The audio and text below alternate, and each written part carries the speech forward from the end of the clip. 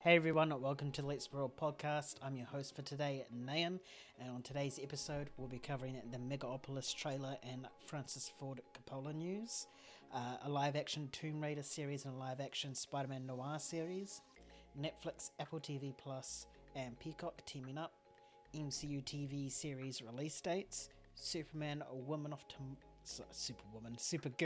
Woman of Tomorrow release date, and Furiosa details from Cannes Film Festival, which came out today, John Wick Spin-off news, and the Dune Prophecy trailer.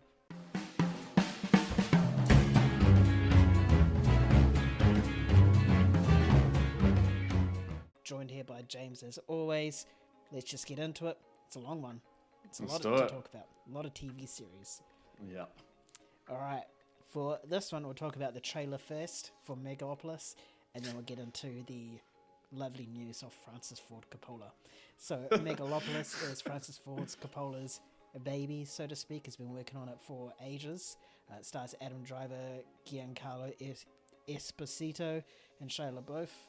It's going to show at Cannes Festival tomorrow, or probably, actually not tomorrow, probably Saturday for us, on the 17th of May for you guys. And it's going to release sometime in 2024. So, James, what are your thoughts on the trailer? Personally, I love the trailer. It's a little bit of an extension of what we saw in that first look that we covered a few weeks ago. It basically just is the same thoughts that I had when I watched that first look. You know, visually, this movie is going to be so impressive.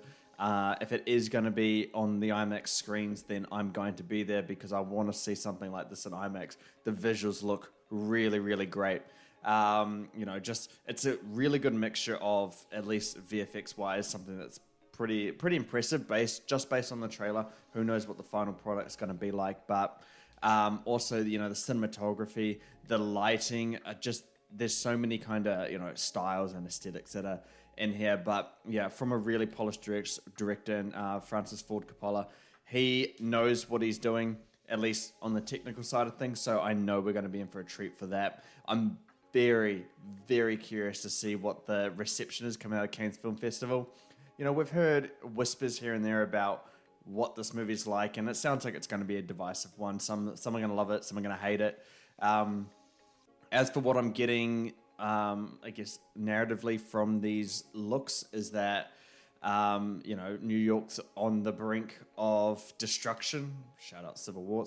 It's very similar in that sense.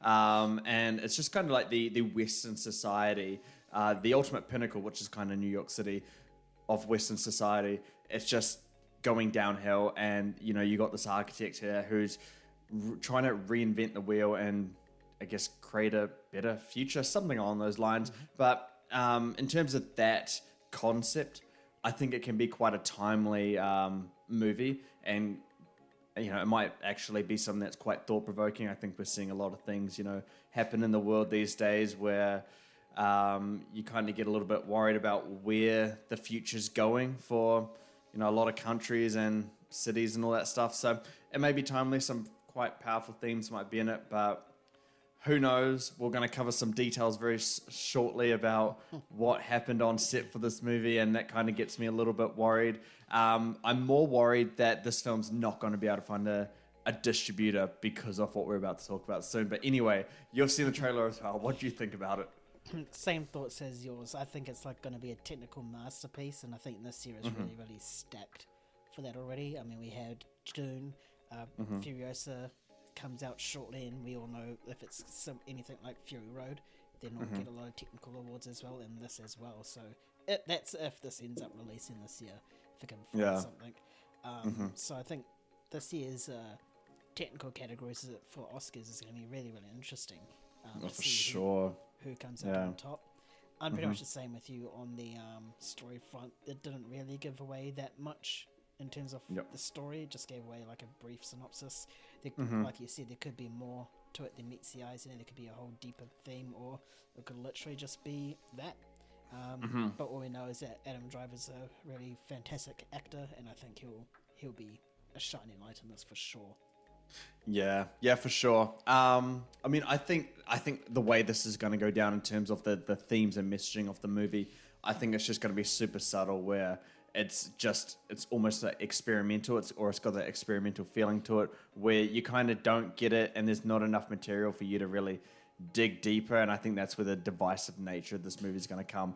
But in terms of what you're talking about, technicals, if we were to end the year now and Best Cinematography nominees were Dune Part 2, Challenges, Civil War, Furiosa, and Megalopolis, I couldn't even be mad. And that's only the 5 movies that we've kind of like seen bits of this year. Yeah. So already it's stacked. Yeah, a lot of competition moving forward. For sure. All right, we'll get into the second part of this segment, which is Francis Ford Coppola. He has been making the headlines for all the negative reasons, you know. This is from cast members on the... Whoops, I swiped my screen away a little bit. This is from cast members of the film. So I'm going to read out all of these allegations. Allegations, okay. yeah. I don't know Accusations, if it's accusations or allegations against him, and we'll discuss. So FFC, Francis Ford Coppola, he's too long to say, so I'm going to refer him as FFC from now on. Allegedly, he smoked weed on set and would often sit in his trailer for hours smoking marijuana, and hours would go by without filming taking place. FFC would pull women onto his lap, and this is extras by the way, and try to kiss his female co-stars, which is the extras, when filming a nightclub scene. His justification for this was to try to get them in the mood. Apparently Megalopolis was written around 300 times over the years. Crew members said it was like watching a train wreck unfold day after day, week after week, and knowing that everybody there had to try their hardest to help the train wreck be avoided. Most of the visual effects team were fired or quit halfway through filming, and it's reported that he reportedly ditched the volume filming for more traditional screen. I'm not a tech savvy guy, so I'm not 100% sure what that means.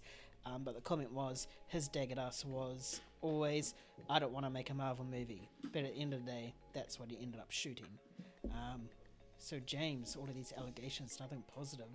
What is, I think I might know what the main takeaway here is, but what's the main takeaway and what do you think of these allegations against him? Yikes. First of all, let's make sure that we clarify that these are just allegations. I saw that an assistant producer came out and said, I've heard nothing of this, and then he's been working with him for 35 years, so who knows? It's kind of just, he said, she said. I'm sure we're going to get more information coming out ahead of the release of this movie. I don't think at this point a distributor is going to pick it up with a film that has so much heat on it, alongside all the financial components which already make this film a disadvantage in itself. No studio is going to want to pick up a movie with controversy behind it, like The Flash. Yeah, there it is. Yeah, like Warner Brothers. Well, okay. He's smoking weed on set, and would sit in his trailer for hours. I mean, it can create a little creativity vibe. When I read that, I just thought of Quentin Tarantino automatically. I was like, that is something Tarantino would fully do, except instead of by himself, you're like, get the whole cast and crew in there. Yeah, well, I mean, like that's I don't think might not be a detriment to the thing, but I guess you're kind of wasting everyone else's time by just chilling out and smoking marijuana. The thing that is obviously the biggest negative is pulling women onto his lap, kissing other females who I believe were topless at the time, just to try and get them on the mood. One thing I will say is that I did hear that he would kiss people on the cheek, like women on the cheek, and that is an Italian culture thing. That's what they do. It means that they're friends. So it could just be a massive misunderstanding on that part. I have no clue. I was not there. I'm just suggesting that could be a part of the equation. But yeah, from what it sounds like in terms of the allegations is terrible. And to get them in the mood is really not... I mean, this guy's 85. He was born in the 1930s, It's not the way to get them into the mood. It's all about the aesthetic and the environment and the intimacy that he can create as a director, pulling all those pieces together to try and get them into the mood for whatever nightclub scene we're talking about here. And yeah, it doesn't sound like a good experience for any crew member beyond Francis Ford Coppola. But I will say that the look and feel of this movie does not align with a production that went through absolute hell. I'll just say that. Most of the time when you hear about these movies that go through a lot of production issues, they usually, you can get a good feel of that through the promotional material prior to the release. And yeah, regarding the volume filming thing, that's like stuff that Mandalorian does with those, I think those LED screens and stuff. Yeah. And so he's just gone for green screen here. So I guess that's fine if that's what he wants to do. That's okay. I'm not going to be mad at that. But yeah, a lot of controversy. Movie doesn't look like it. But hey, I'm still excited. I will just have to see. We need more information to come out before I can, just go full on hate mode to this movie. Yeah, for sure. Like, whenever like a film has this sort of criticism, you can see it reflected in the final product. Like The Flash and Aquaman, like you can clearly see that there's on-set issues and the way visuals looked to end up being, and like the performances cast members were doing. But based on the trailers alone, this looks like as if the visual effects team worked, wanted to work more, didn't get fired or quit, like they were all hands on deck for this one. So yeah, that's really, really surprising to hear. You're completely right. The woman and the extras one is probably the main one that people would take away from this. And rightly slow. But as you said, we can't really, this is all just allegations at this stage. Nothing is confirmed. Or these comments could have just been taken way out of proportion, and the reporters just, do what journalists do and run with it, eh? Yeah. Yep, and a headline's a headline, So yeah, I guess you're right, we have to wait for more information to come out before we can properly comment on whether FFC is the next Harvey Weinstein or if he's all good. Gosh, don't put that out there, please. All right, that's my cue to move on, so we will. Exactly. All right, so some big news here is Tomb Raider, or not big news, but if you're a gaming fan and Tomb Raider fan, it's big news for you guys. A live-action Tomb Raider series is in the works at Prime Video. Keep in mind the theme of Prime Video is going to be quite common throughout this podcast from here on out. Phoebe Waller-Bridge will write the series but not act, and she'll also serve as a producer as well. She's written episodes of Fleabag and Killing Eve, and she also co-wrote No Time to Die. When I saw this, I was like, really? So I had to double check that, and it's confirmed there's like 4 writers that worked on it, and she was one of them. So, James, I'm not sure if you're a big Tomb Raider fan or if you're even a fan of the original live-action film, but could you get behind this project? Not yet. I'm not a big Tomb Raider person. I've played the games, I guess, just casually, not like from start to finish. I'm not a diehard fan, anything like that. So I don't care for them. I don't really follow the news. The live-action Tomb Raiders, both versions of them, I haven't enjoyed. The last one with Alicia Vikander, amazing, underrated actress, and she did well in the role, but yeah, the movie didn't work at all. Angelina Jolie was fine as well, but yeah, again, just they didn't work. I think Tomb Raiders are a property that was always associated with the video game curse. That was a really big, I guess, narrative for a long time, and it's kind of being pushed away or proven wrong now that video games can't work in movies. I think we're starting to see that actually no. Some video games can be adapted to films quite well with the right people behind it. So yeah, speaking of right people, Phoebe Waller-Bridge will write the series. I think that's a good step in the right direction, because Fleabag and Killing Eve, they're really well received TV series. I've heard really great stuff from both of them. And obviously No Time to Die was really good. One of the best Daniel Craig Bond movies. I don't know if that's a hot take or not, but it's up there with Casino Royale and what's the other one? Skyfall. Yep. Yeah. So I would put it up there, and it's really powerful, that entire third act. So I'm on board for it. I need to see more before I can get excited and before I can kind of get committed to watching something like this, because all of these series being announced, you got to pick them at this point in time. You got all these streaming services doing so many different series, and all these franchises doing series. You gotta have to be very selective in where you put your time, because TV series, it's a good 6 to 10 hours depending on the episode. So I'm gonna have to see more before I'm fully or can fully buy into this. But yeah, I don't know how much of a Tomb Raider guy you are on the video game side, but yeah, what about you? Are you excited? Would you watch? Yeah, I've played a couple of the new versions of the games. I think I'm halfway through the second one now. I am quite excited for this, mainly because of the fact Prime Video is doing it, and they've recently done Fallout, and that is a fantastic series. Good point. I've almost finished it. I've got 2 more episodes left, but from what I've seen so far, they've done the video game justice, and they've just managed to capture the look and feel of that whole world. So I have complete faith in them that they'll be able to do this right, and they do other fantastic series as well, Invincible and The Boys, probably others there as well that's not coming to my mind right now. Lord of the Rings, Rings of Power. That too, it's fantastic, probably the best one in my opinion. No, that's a lie, it's probably the best one. So yeah, I do have faith in them. I think they'll be able to really capture this. And Phoebe Waller-Bridge, I haven't seen Fleabag or Killing Eve, but I have heard really good things about it. But I have seen No Time to Die, and I think it is a great movie as well. So I could get behind it. The big thing would be is who they cast as Lara Croft. That's probably going to be the best or the most intriguing one. Maybe go with someone up and coming, or someone that's completely unheard of, or someone who's in that mid-range, or they could just flip it and just go with a high-profile sort of actor or actress.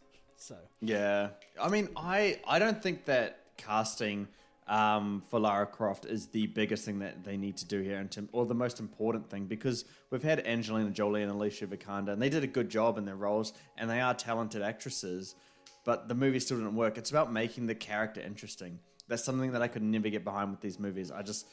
If failed to give me a reason to care about the characters. I think that's the key here. But yeah, I don't know who would play Lara Croft at this point. Me neither. Do you have anyone in mind? I have no one in mind. I'm just trying to think of brilliant actresses, and no one's coming to mind right now. Ana de Armas. Yeah, that's the only one. That's why I stopped saying what I was about to say. Yeah, that's all I can think of. My mind's gone blank. Yeah. Unless they... Oh, no. I have no idea. We'll see. We'll find out. We'll find out soon. Tom Holland. Hey, he has been in a brunette wig before, so don't count it out. Exactly. Alright, you guys at home, could you get behind a live-action TV series for Tomb Raider? Let us know in the comments below. And if you have any picks as who could play Lara Croft, let us know. And me and James will look into it and try to get that done for you. Alright, next topic is Spider-Man Noir. So we first saw Spider-Man Noir in Spider-Man Across the Spider-Verse. Into the Spider-Verse. Bro, this is so confusing, man. Into the Spider-Verse. I knew you'd correct me on that one. He was voiced by Nicolas Cage, and now Nicolas Cage is going to star in a live-action Spider-Man Noir series. The series will be for, you guessed it, Prime Video. Steve Lightfoot, who worked on The Punisher, and Oren Uziel, who worked on 22 Jump Street, will serve as showrunners, and Henry Bradbeer in Fleabag will direct the first 2 episodes. So, James, are you intrigued for this Spider-Man live-action noir series? I'm intrigued 100%. And that's because Nicolas Cage is going to star, not voice, star as a live-action Spider-Man noir in the series. He's 60 years old now. I don't know how this can work. The only way I think it can work is for not to be an action-driven series, which is a hard thing to do for any kind of Spider-Man thing. So how it's going to work is it's going to be interesting. I mean, you have 2 very different, I guess, directors or showrunners here. Steve Lightfoot, Oren Uziel, one did 22 Jump Street and the other did Punisher. It's 2 different types of... You're going for a heavy action-driven director or showrunner, and then, one who's kind of comedic-based as well there. So how it's going to work, I don't know. You certainly can't put Nicolas Cage in fight sequences because he's just going to be slow. I forgot there was this conversation that was happening a while ago for some superhero where the guy was kind of aging and he just looked slow out there fighting. I think it was like Indiana Jones in the Dial of Destiny. He just kind of looked sluggish and lethargic, and that's what you're going to get with Nicolas Cage here. So it's probably going to have to be a series where there's not much action happening, and perhaps it's more of like a detective kind of series with Spider-Man at the forefront of that. But I mean, how it's going to look, is the whole thing going to be black and white, kind of, you know, taking on that gag that Into the Spider-Verse did? And yeah, I think that could be interesting. I feel like you should have just done an animated series. I just don't know why this is an animated Spider-Verse series. Like, you could really go for it, but being on Prime Video is surprising. I thought it'd be Netflix, considering the Sony and Netflix partnership. So, yeah, I'm intrigued. I'm gonna have to see how this looks before. It's the same thing as Tomb Raider. I'm gonna have to see how this looks before I can buy into it. But it would be something that's interesting about it. On the other side of things, Henry Bradbeer, who did Fleabag, Fleabag I've heard great things about. So yeah, I'm in a little bit. But yeah, we gotta wait for more. What about you? It's an interesting one. I'm the same boat as you know. I would be completely out if it's not in black and white. You know, I think for me it has to be in black and white because that's how he was in Into the Spider-Verse. So it just has to be. And the fact that it's Spider-Man Noir, which is literally black and white. It's a bit stupid to have it in colour. I sort of agree with you in regards to Nicolas Cage and the action sequences. I think he could still do he could still be like a brawler type of Spider-Man where he just, throws punches and stuff like that. But I'll be fully down for a detective sort of Spider-Man, something less actiony. I know a lot of people won't like it, but a lot less actiony and more like, Spider-Man actually using his brain, because we barely see that in any of the movies. So him as a detective would be awesome as to see, and it would just be a breath of fresh air for the superhero genre in general. We're so used to like these big action sequences that we don't really get a pure detective or the superhero, showcasing their brains. The closest we got was probably the Batman recently, where he actually was a bit more of a detective. So, yeah. I mean, for me, I think one thing to put me in the kind of right frame of mind to watch this, make it R-rated, make it kind of like a Spider-Man who's older, obviously, because it's Nicolas Cage. He's kind of lost his way. He doesn't have that, teenage side to him. He's very serious, and kind of does, kind of messed up stuff, like, I guess, drugs and sleeping around, and he's trying to recapture that spirit to him, and goes on a massive, investigation. I think that'd make it super interesting, and you'd see a completely different side to Spider-Man, because we always see the young man who's funny and haha kind of guy. Yeah. Pretty much. You guys at home, do you want to see the funny haha kind of guy Spider-Man, or do you want to see this drug addict Spider-Man trying to I don't know, not drug addict. No, it's not too much. Or this R-rated sort of pitch for Spider-Man. Dude, you want something more slower and a detective? Let us know in the comments down below. Alright, sticking it with streaming, not Prime Video this time, I promise you. On one of our previous podcasts, we announced how Disney Plus and Max were doing a little merger for us, a little streaming package. Well, now, I think we predicted it, that that more streaming services will do it. If we didn't, we did. And now we're all right. Netflix, Apple TV Plus, and Peacock are teaming up to form their own streaming bundle. It will be at a vastly reduced price. James, would you buy this product? Is my question to you. Yes, I would. But in saying that, I said that for Disney Plus and Max. So now that we got another bundle, I don't know which one I would choose out of the two. I was about to rephrase my question and be like, which one would you buy? No, yeah, I don't know. Maybe by the end of the segment I will know, but I don't know. They both offer, very different things. I like what Peacock has to offer, and a lot of what Apple TV does is actually quite good. And I'm not the biggest fan of Netflix, and it's kind of like Disney Plus and Max. I love what Max does. Not too fond of what Disney does. It's just classic nostalgia, movie magic that we're used to. But yeah, man, the question I had for you it was the last podcast where we covered this, and I asked you, or the one before that, but I asked you, I'm like, is this going to be the new norm?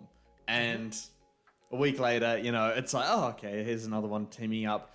I don't know the other streaming services that can team up now. I mean, there's obviously Prime Video out there still, But yeah, this is the new norm, man. This is what streaming is going to come to, because I think they're all seeing that the current model for a streaming service isn't working.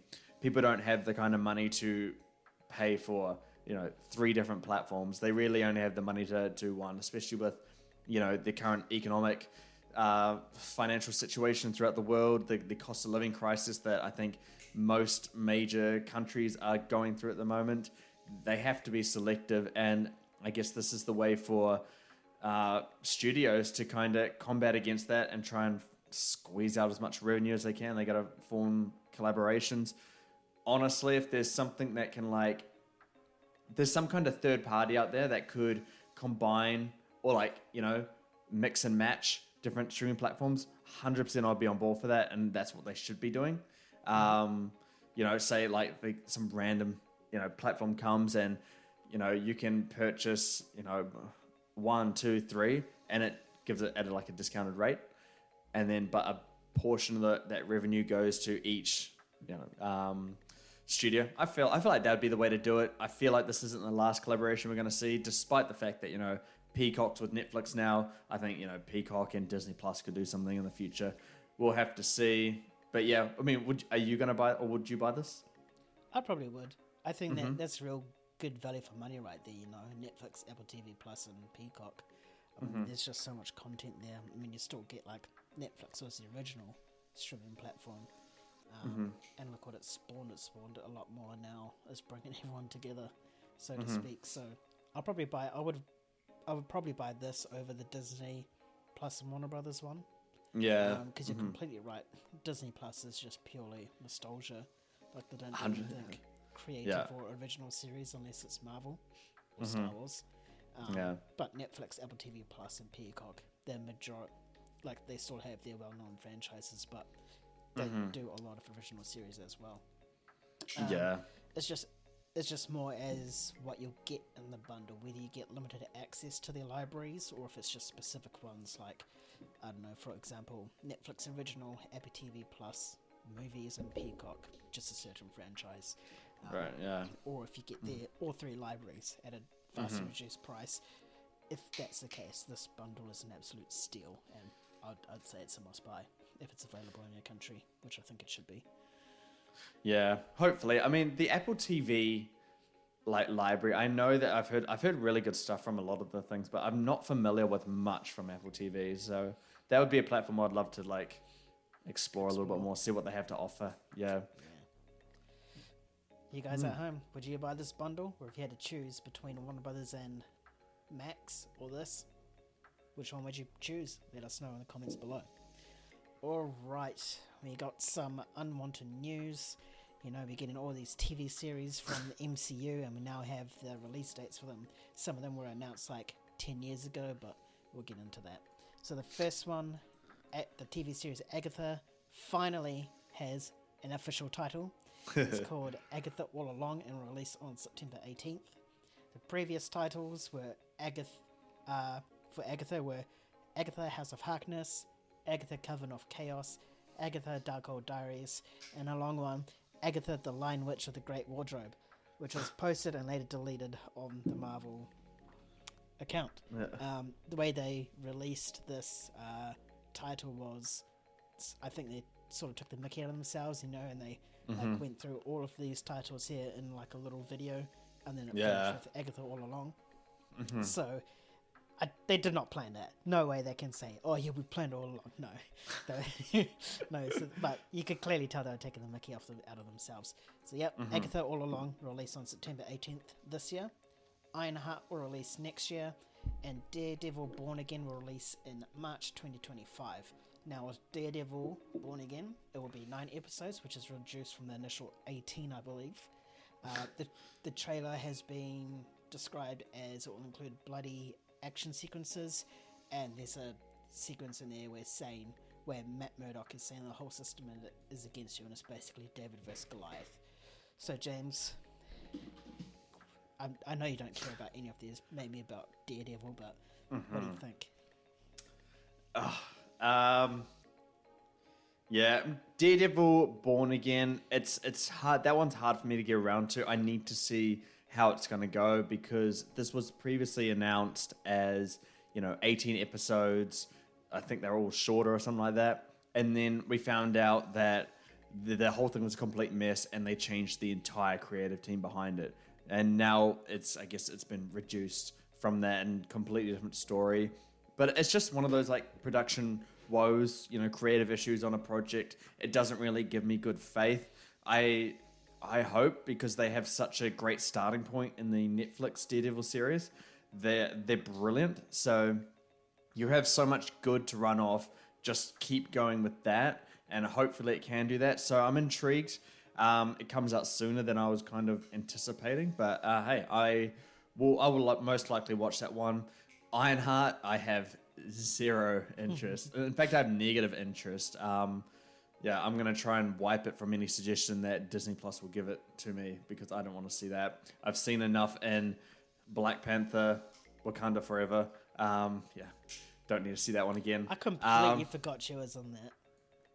Yeah, she was a Transformer bot. Like, the design of the suit. Oh, it's awful. Yeah, no words about that one. Agatha All Along. Look, if it comes out and, reviews are, 98% or 96%, oh, it's got twists and turns you didn't see coming, crazy stuff, then I might tune in. I think they can do some clever stuff with it, but I have no interest prior to that if it is going to become a reality, because it's just not a character that I care for the MCU. And if they're going to try and make me watch it because it fits in with the larger MCU, I'm still not going to buy into that. I need to know if it's actually good quality. But yeah, Agatha All Along, it just should never have been a series. I think the character was cool. I like the character from WandaVision, but it doesn't warrant, 6 to 8 episodes all to itself. Yeah, I don't know. What about you? I'll probably only watch Daredevil, Born Again. I enjoyed the series on Netflix, and I'm interested to see how Marvel would do justice to this character now that they are taking control of him. The whole, the creative issues thing is a bit negative on that, but, we're getting the original cast returning as well, so that's always a highlight, and they have to include a one-take action sequence in there. It's like a right, all the other seasons have it. It would be a big disappointment if Disney doesn't do it. If I had to watch another one, it'd probably be Agatha All Along, just because I want to see what it's like. If it went to so many name titles, it's just out of pure intrigue, but that's probably only if I'm sick at home and I have absolutely nothing to do. And I'm flicking through and I accidentally hit play on this, and then falls down on the couch and I just can't get it anymore, and I'm just stuck there having to watch it. That's when I'll watch it. Otherwise, I don't care. And Ironheart, yeah, who gives a fuck about that anyway? No one. Wait, so if Agatha All Along gets amazing reviews, would you watch it? I don't know, because can you trust amazing reviews right now? I mean, Miss Marvel, is high 90s, and that's a mid-TV series, in my opinion. Well, I mean, that started off really great, though, to be fair, to its credit. So I think I'll probably just have to... I don't know. I'll have to have a look at what the reviews are, what they're actually saying. If it's like stuff like, oh, blah, blah, blah is really, really good, then that's just the critics kissing ass to that particular actor or actress. But if it's like, oh, it fits into a wider scope, or all the stuff you mentioned, like, oh, there's twists and turns and stuff like that, then I'll give it a shot. But other than that, who cares? Well, it goes back to our criticism about how MCU shows are reviewed, or any shows are reviewed. The studio will release the first 3 episodes to critics, and then they write a review, and Rotten Tomatoes scores it down. And then the last half of the series is dog shit. So, it's something where I would have to wait until kind of at the very end, where everyone's still raving and hyped about it. Something like Andor, 0 interest, couldn't care less. I needed a break from Star Wars, but I heard consistently oh, this is so good, this changes everything. How is this within Star Wars and all that stuff? And then obviously, we had our mate going off about it, so it's one that you have to watch only if it's like that. But there's nothing in my mind, at least, that could make me watch Ironheart. I don't care how good it is. Honestly, I don't care because we've had our Iron Man. Yeah, pretty much. You guys out there, let us know what TV series you want to watch, and if anyone of you comments Ironheart, you have to justify why you're commenting it, and don't say haha troll, because we will just be mad and we'll do something drastic. Don't set them up like that. Now everyone's gonna comment Ironheart. Good, and they better give justification as to why. All right. Ugh. Moving on. Supergirl, Woman of Tomorrow is we finally have a release date. Millie Alcock is being Carol Danvers, or no, not Carol, it's like Captain Marvel. Kara Danvers as Supergirl. Craig Gillespie is directing. He also did Cruella, and the release date is June 26, 2026. So, James, what are your thoughts on this release date in particular, seeing that's the big news? Well, I like it. It's clear that Supergirl is going to be the second movie in the DCU, at least major live action movie, which is good. I always thought it was going to be Batman Brave and the Bold. It's good that we're not going to get two Batmans in the same year now. So I think we can safely predict that movie is going to come out in 2027 now. So I think this is a good move because it's, you got Millie Alcock here as Supergirl. I'm fully for that casting. Craig Gillespie as the director here. This seems to give indication that it's actually official now, that he's actually on board for this movie. I think that's a great pick. What he's been able to do to get out of performances from Emma Stone as Cruella. What he even did with Cruella was great. You also had him bring out one of the best performances in Margot Robbie in I, Tonya, kind of solidifying her as a legitimate star and a great actress. So I think, pairing those two together is going to be something great, and 2026 just gives us something to look forward to in a couple of years. I'm on board for the Supergirl movie, and all signs are looking positive for the future of DC. It'd be good to see a good Supergirl adaptation on the screen. For sure, me too, and I completely agree with you as well. I just hope that they reveal the suit in a better way than they did for Superman. But yeah, I pretty much got nothing else to add apart from, because you pretty much covered up all the main thing. It's almost a year release date from Superman. I think it's just a tad under 11 months. So yeah, I just hope we get a bit more details. I think all the major details will come out next year, but hopefully we can get some more casting and maybe just a little 2-word synopsis or something in regards to this, just to really get the hype train a bit going. Yeah, well, the one thing I'm loving from this DCU, at least in terms of the lack of release date announcements, is that we're not going to get so much content, all in really small batches. And I mean that in the sense of MCU, it's 3 movies a year and then 2 TV shows. That's quite a lot, especially when you consider the TV shows are week to week. But DCU, it seems like it's going to do at least 1 big movie a year. They're going to have obviously the stuff out on Max, like Creature Commandos, all that kind of stuff. But 1 big movie a year just to get started, just so I guess that James Gunn can be, a part of the process the whole time. I think this is great signs. So yeah, it's the right way you want to start your franchise, slow and steady. You can build up to something a lot bigger later on. But yeah, I think James Gunn's making the right move so far. 100%. Are you guys excited for Supergirl Woman of Tomorrow? If you are, let us know in the comments. If you're not, let us know in the comments. All right. Furiosa has just made its debut at the Cannes Film Festival earlier today. It initially debuted at 90% on Rotten Tomatoes. And just before this podcast might have changed now, it's now at 87% with an 8.6 average rating amongst all critics, which is stupidly high. Some of the comments coming out of Cannes is it's described as one of the best prequels ever. Anya Taylor-Joy's performance is fierce and gripping. And as always with a film at a film festival, you're going to get a standing ovation. This one got on for 7 minutes. So James, what are your thoughts on this? I don't really need to ask, are you hyped? But are you hyped? No. Nah, I am hyped. Yeah, nothing changes, man. This is just kind of exactly what I expected. It matches kind of what the film was looking like in terms of the trailers that we were talking about, and kind of the reactions that we discussed as well. They align all together.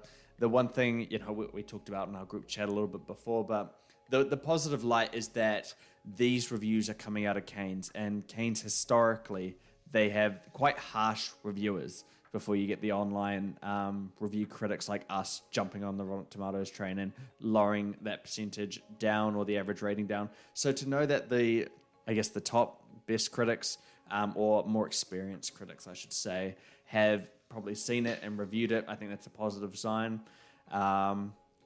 Described as one of the best prequels ever. I think that's a really that's a big statement there. I'm gonna have to see how that goes, but yeah, man, I'm fully on board in terms of standing ovation. Yeah, they're all kind of 5, 6. Who records the times? Like, is someone there with like a stopwatch as soon as like the movie ends and the clapping starts? All right.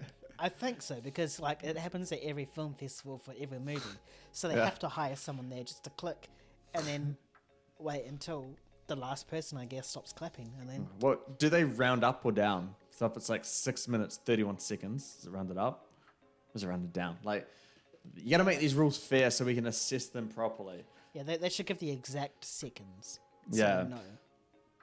Yeah, but I mean, there was a report that came out earlier this year about Anya Taylor-Joy and her experience on set with this film, and it wasn't all positive. It was actually quite bad. She was quite reluctant to go into details about it, but Charlize Theron and Tom Hardy, they also had quite bad experiences on set for a movie like this. So, but they still performed, like, they had really, really great performances. Charlize Theron as Furiosa was amazing, and probably the standout for that entire movie. She was amazing.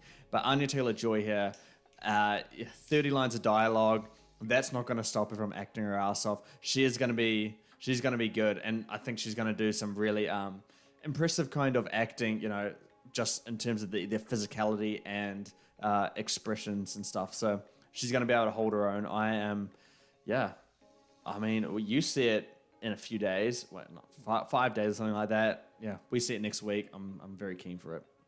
Me too, man. I don't think I can get any more excited than how I already am. And I can't comment on anything more than what I've already commented. I just want to see it already.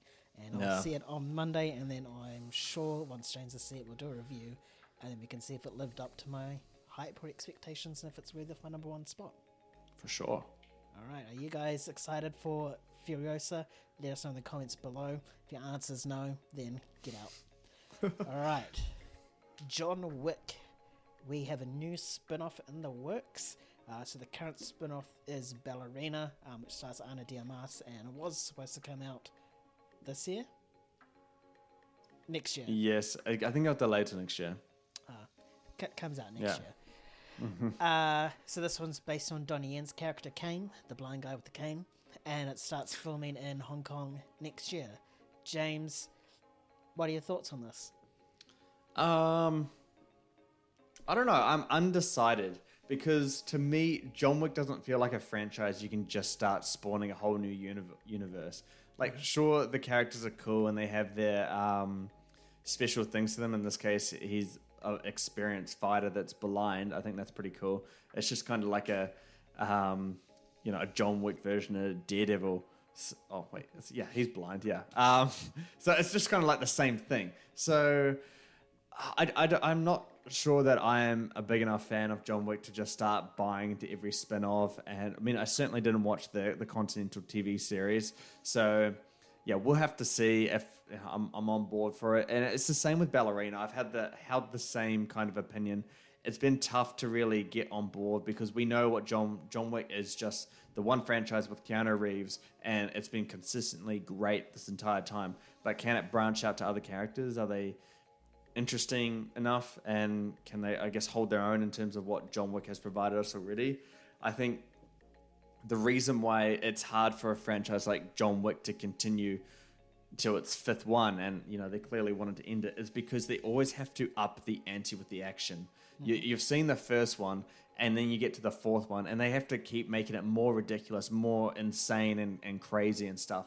And that's because the audience just gets so used to the style of action from one movie that they want more. They need it to be more intense and stuff like that. It's almost like kind of like an addiction and stuff. So yeah, I don't know how they're going to do it. But Donnie Yen's character was intriguing enough. I think there may be room for a story to be told here. So I'm on board, but I just worry about, like, in terms of, how high can they really elevate the action before we start getting sick of it.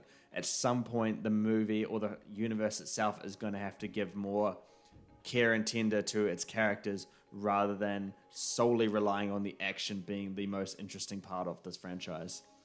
Yeah, for sure. My preference would be not to have it based on an already established character. Ballerina's a fresh new character, so my opinion, or what I would prefer, is if they're going to do spin-offs, to have unknown characters and explore the wider universe, explore the Continental a bit more. Nowadays, not in the past, the Continental is a bit of an average sort of series anyway. But then again, Donnie Yen's characters is quite interesting, like they could explore. Keanu Reeves will probably be in this based on Ballerina, but they can explore his and John Wick's relationship a bit more. I'm not sure where this is set yet. I'm not sure if it's set after John Wick 4 or before. This is literally all the information we were given, so we have to wait and see for that. But yeah, my preference for this would just be I would have preferred a just completely new unknown character, just like how Kane was when John Wick 4 came around, and he was so cool. You're like, oh shit, this character's mean, because it's so different to what we've seen before. A blind guy that went through the system as well and befriended. Yeah, for sure. I'm really glad that this has been announced as a movie and not a series. We're seeing so much stuff these days, with all these streaming platforms. It's like, oh, this random side character gets a series now. And it's like, oh, okay, I don't care enough about that character to watch an entire series, because it's just so much time that you got to invest to watch the series. You don't even know if it's going to be that good. So the fact that it's a movie, it's a one and done, and then we can see if there's any potential to really let this character build their own franchise or trilogy or whatever it may be. So a one and done for Donnie Yen's character. I think we'll see if there's some potential there. Definitely. Are you guys excited for Donnie Yen's John Wick spin-off? Let us know in the comments below, and if you have any ideas of where the story could go, let us know as well. Alright, 2024 is officially confirmed to be the year of the sand. We had Dune Part 2, we have Furiosa, and now, news to me, I had no idea this was happening, by the way. We have a Dune TV series that's going to show on Max called Dune Prophecy. It's relating later this year in fall. It is set 10,000 years before Paul Atreides is born, and the series follows the sisters Valia and Tula Harkin as they combat forces that threaten the future of humanity and establish the fabled sect known as Bene Gesserit. It stars Emily Watson, Mark Strong, and Travis Fimmel. And yeah, I had no idea this was happening until I woke up this morning. James, you've seen the there's also a trailer for this, by the way. So yeah, head over and watch it. I completely missed that. So head over and watch it. James, you and I have seen the trailer. What are your thoughts? It looks good. I'm really excited for it. Visually, it looks great. It kind of just shows that Denis Villeneuve isn't that special of a director, because anyone can just come in and make this universe beautiful. So it wasn't him that made the Dune series great at all. Just kidding. Don't roast me. That was just a joke. I feel that was aimed at one person. No, I am joking. Well, it does look visually good. The blueprint is what Denis Villeneuve has set out here. Without him, creating that foundation, other people can't come and build off of it. So what he did is obviously, quite crucial to what this TV series is doing here. But I gotta say, I did hear about this, but not much at all, and I certainly didn't know, we're going to get a trailer anytime soon. I didn't know didn't know it was going to come out this year, but I had heard that they were trying to get a TV series to focus on, that sisterhood side of the Dune franchise. So yeah, and then I saw, and I was never on board with this. Dune didn't feel like a franchise that could branch into series, or it was too premature for it to try and get series. I'm like, we're still trying to really get into the larger universe of Dune through, these big budget blockbusters. So I was never on board for it, but watching this trailer, I'm like, I'm actually kind of on board with it. I still don't quite know where it's going. We saw at the end of the trailer, it's got, Dune, and then it's surrounded by the different elements. So did you notice that? I did not notice that, no. Yeah, like D's earth, U is fire, and then N was like ice, and then air was E. And I'm like, oh, what does that have to do with things? Avatar, let's go. Yeah, it's inspiring everything at the moment. But the one thing I loved about this movie is it feels so much like Game of Thrones. I hope it can convert into something that's like that. But Dune seems to be a franchise and a world where it can be like Game of Thrones. So many different families, locations, lots of different kind of characters.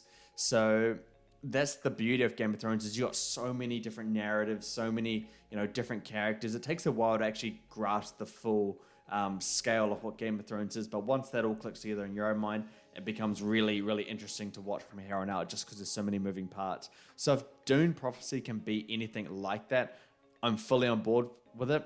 At least from what it looks and feels like in the trailer, it seems like we are going to get something like that, but I've learnt my lesson well enough to not expect Game of Thrones, at least early Game of Thrones quality from any series. It's going to have to prove it to me once it releases. So we'll see how it goes, but a good first impression for me. Yeah, I had the exact same thoughts as you when I first watched it. This felt the vibes felt like Game of Thrones. I don't know what it was, whether it was the visual style or just the way that the trailer was constructed, but that was the first thing my mind went to. But yeah, I'll be watching this one. This is definitely one to keep an eye on. As you said, it looks visually well made as well. That's what I'm trying to say. So I'm interested to see how the cinematography stacks up throughout the series. And the fact that it releases in September, October, or November, that's just so soon, considering we've heard literally nothing about it as well. Yeah. But yeah, I'm also interested to see how Dune is handled outside of Villeneuve. Because Dune 1 and 2 was his babies, and he's done such great work on it. How does anyone come in and try adapt what he has done, or take it further, or something else, So, yeah. You Dune fans, I'm not sure. I wonder if the Dune fans will be excited for this. Kyne's one of them. I wonder if he'll be on board for this after watching that trailer. Well, is Dune Prophecy, is it based on any source material? Because I know you got the Dune book franchise, which starts at the first movie, but that's I think it's a very long series of novels. Is there anything that's covering this story, or is it made up based on or adapted from those novels? I genuinely have no idea. I'm not a big Dune book reader or book fan, so I'd have no idea. I think when I was briefly looking at it, I think I did see some mentions towards a book. So you could be right; it could be adapted on a book, but at least if it is based on it, they have some source material to bring in. They just have to, capture the look and feel of Villeneuve's movies. Yeah, this is such a fascinating TV series, dude, because like you said, we've heard nothing about it, man. And I'm looking right here. I can't find the directors or showrunners or anything about it. And I've looked at two sources. It's not there. Not IMDb or Wikipedia has them down. And so it's so hard to know what this is going to be like without Dune. Who's kind of taking over it? I mean, yeah, I'm very fascinated, but we got a trailer before we got any word of who actually did it. So yeah. I'm very curious to see how it goes. When I was looking, there was no episode count either. So yeah, and it's coming out this year. Yeah, it's maybe. Oh, that's so weird. Like, we have footage, but no directors or screenwriters. That's so bizarre. Like, I've never seen that before, where we haven't heard of, apart from Moana, where we haven't heard of anything releasing, and then just a straight trailer. And it looks like it's like a finished product already. So they either would have filmed it with Dune Part 2 or very shortly after. And who knows? Maybe Denis Villeneuve did it. Yeah, he probably did it back to back, Who knows? But my height would go straight up if that was the case. I think so too. I think, holy shit, it will be like definitely up there for TV series for the year. Yeah, if you for did sure. do that. You guys at home, did you guys see Dune Prophecy coming? If you did, you're lying because no one did. And let us know in the comments below if you are hyped for it or not, and we will comment our thoughts on your comment. Alright, that will do us on today's Let's Be Real podcast. Hope you've all enjoyed today's show. It was a bit of a long one. Me and James aimed to make it quick fire, but I think we just got lost in conversation and lost us in quick fire. Be sure to like and subscribe to the channel below. You'll be doing us a big favor. And don't forget to comment as well. We want to get your thoughts on all of these topics, and we'll engage with you as well. If you want to head over to Instagram or X, flick us a message and we can have a chat with you. If you have any segment ideas or anything you want us to discuss in particular, let us know and we will feature you and give you a shout out on our podcast. If you don't like looking at us, it's fine, understandable. Head over to Spotify, wherever you pod from, search Movie Gains and give us a listen on there. All of our Let's Be Real podcasts are there, including the ones from the earlier days if you want to listen to some shenanigans back then. Thanks everyone for tuning in today. We'll catch you on our next episode with Movie Gains. See you later. Peace.